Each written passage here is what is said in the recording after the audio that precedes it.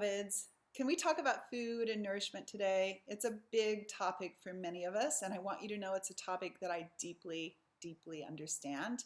And I've dived into this topic in a very deep way personally. And the reason being is because I had an eating disorder for 8 years. That's a long time to be in pain, in conflict with nourishment, in conflict with food, and in a place of true, deep self-hatred at that time, being so confused. I had such hatred for myself. So I've really explored this one, and I'm gonna get to the healing moment of that 8-year period later at the end of this video.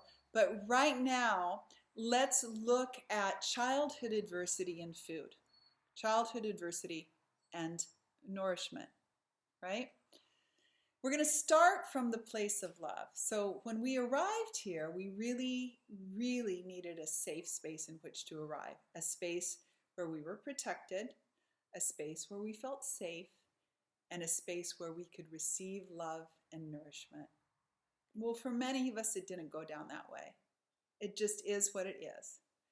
If it could have happened any other way, it would have. Okay? It didn't. But if it could have happened any other way, it would have. So here we are today. So that space was not created for us. The space where we felt safe, where we could receive love. And in fact, nourishment and love, right? They're so deeply, deeply intertwined. So if it didn't feel safe to be nourished by love, when we were younger, one of our earliest needs, a daily need, and to this day, is food. So food would be an early trigger of a coping mechanism. It would be like one of the original things, right, that would go a little bit a kilter if we did not arrive to a safe, nurturing, loving space. What's going to come up at a young age? What do we need daily? Food and nourishment. Oh, there you go. Right? So right there, there's an environment. If you're not feeling safe, loved, cared for, protected, one of the first coping mechanisms right there is food. Food, nourishment, love. It's like, a little triangle right there at a young age. Food, nourishment, love. Okay? Now, just bringing that to our awareness, because it can start very early in your dear little heart and being. So from there, then we may start to notice how others in our family treat with food. And in my mother's case, she had her own relationship to food, her own considerations around food, right? And I'm not going to get into that too much, but I do clearly remember food. What are we going to eat next? Where are we going to eat next? Right? Where are we going to stop? Are you hungry? Right? It was almost an obsession, her own obsession with food. So that was an additional imprint. And you can reflect on your own family's imprints with food, right? Your own family's imprints and how they settled, how you saw that modeling. Okay? So the food issues, starting one of the earliest imprints, think of it as a pattern, one of the earliest patterns that gets installed in us, the earliest, that little triangle. And then we see how others are modeling with food. We develop our own coping mechanisms, and that coping mechanisms may end up being poor food choices to comfort us in the moment. It may end up being a food choice that creates an insulation around us. Do you know what I mean by that? Just, right? An insulation around us because our hearts are so sweet and we develop this insulation around us in our food choices. Love you if that's you, right? Or in my case, it was the vomiting up of nourishment. And also, in my case, it was the vomiting up to ideals that were instilled in me, not ideals, ideas that were instilled in me that did not resonate with my soul. So I was in an environment that was inserting information into me that felt counter to my soul. Now, I'm not just talking family, but also societal misalignments, right? That I didn't agree with. I was born with a compassionate heart. I was born as an empath.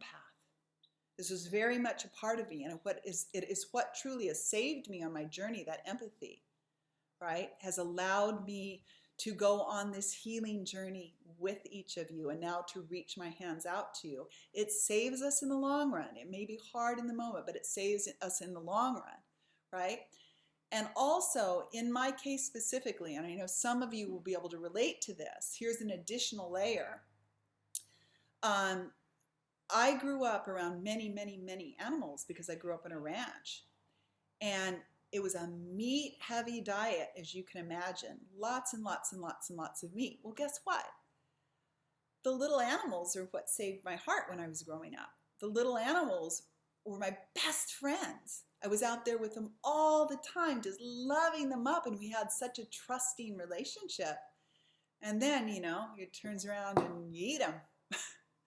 So I'm just saying there's a little inconsistency in there that was hard for me personally to reconcile in my being. That was hard for me, right? I'm not saying that's about you, but I wanted to bring that to our awareness. So as we develop the ability to inquire at a deeper level, these coping mechanisms, that early triangle of the love, food, nourishment, that earliest of triangles, as we start to soothe, as we do inquiry, self-inquiry, right? We start to understand childhood trauma. We start to understand the early wounds. There'll be a soothing quality. And we might choose, and this is when it becomes truly an integrated experience in our being, when we start to soothe and the traumas start to slowly settle,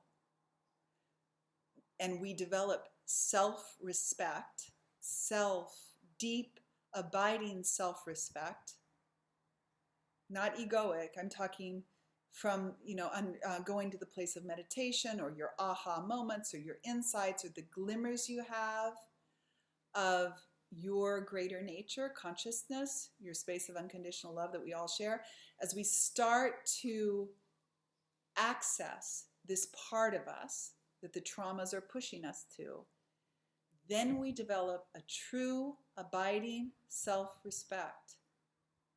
And in that self-respect, you will very naturally choose to honor your body by not eating that second pint of ice cream. And you'll start to notice what that whole bag of chips did. And these mechanisms, these coping mechanisms, will slowly start to fade away naturally and organically, right? Naturally and organically. So it's not something you have to fight with. Fight with. You know what I mean by that? And I did that.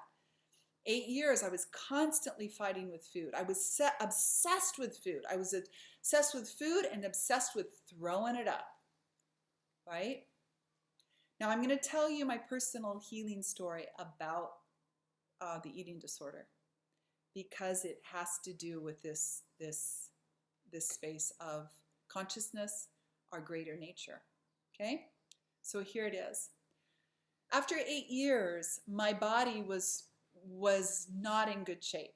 I had electrolyte imbalance. My heart was misbeating, often crazy. I remember going to the doctor. I had a Holter monitor put on, and my heart was monitored. And I was getting really, really scared. 8 years of throwing up food, throwing up nourishment. In the meantime, I had been reading all I could about eating disorders, self-image, the media images, families of origin. I was reading as much as I could about this, and I was gathering information. I was understanding. If you looked at my 4 stages of healing, I was in the understanding phase. I was reading voraciously as much as I could about this, right? learning about this, learning about, you know, why this was happening. Why was I acting this way? So this was building and building and building and building. And I remember one morning I was in my bedroom with my boyfriend at the time. And I was deeply in love with him. It was the first time that I truly felt love in my life, unconditional love in my life. And I had told him I was bulimic. That was so scary. It's so scary when you reveal yourself, right? You truly reveal yourself. And I shared with him, I've been bulimic for 8 years. And I fully expected him to get up and leave. And he sat and he listened. And I just thought, he's going to walk any moment. And he stayed and he listened and he said, I love you. Okay? Wow. Now that's a healing moment in and of itself. So I trusted him. I trusted another person.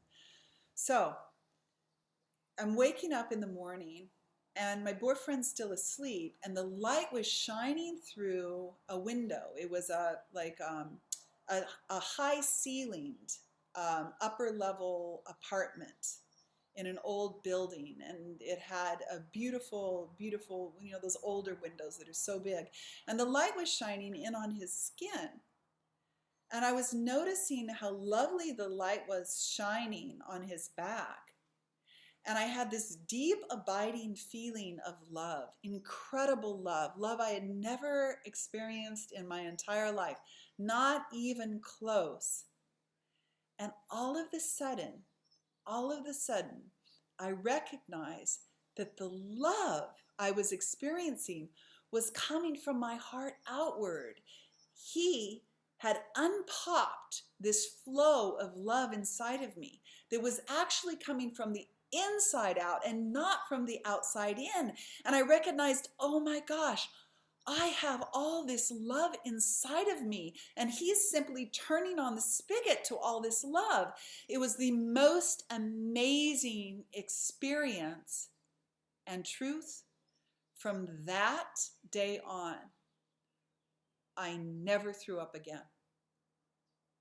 That's the healing power of love. Now, please know, I had done my understanding. I had read, I had, been to different therapists. I had done my due diligence and I had done my understanding, but that was the pinnacle moment where it all came together. And I thought, oh my gosh, I have this great love inside of me. Imagine our potential. Imagine our potential, the potential of each of us, our humanity together. Okay? That's my healing story of food. And that takes it back to the original wound, right? The triangle I was talking about. It takes it all the way back, and it just shone light. It shone the light of love on that early, early moment. And it healed it. Okay. It's my hope that this video resonates with you. And I know it's a big topic today. And as you can tell, I'm passionate about this one, very passionate about this one. And it's coming from a deep place inside of me. So thank you so much for listening. Thank you so much for being here and being open. I do sessions with people from throughout the world in different time zones. It would be my honor to help serve you on this journey. Feel free to be in touch.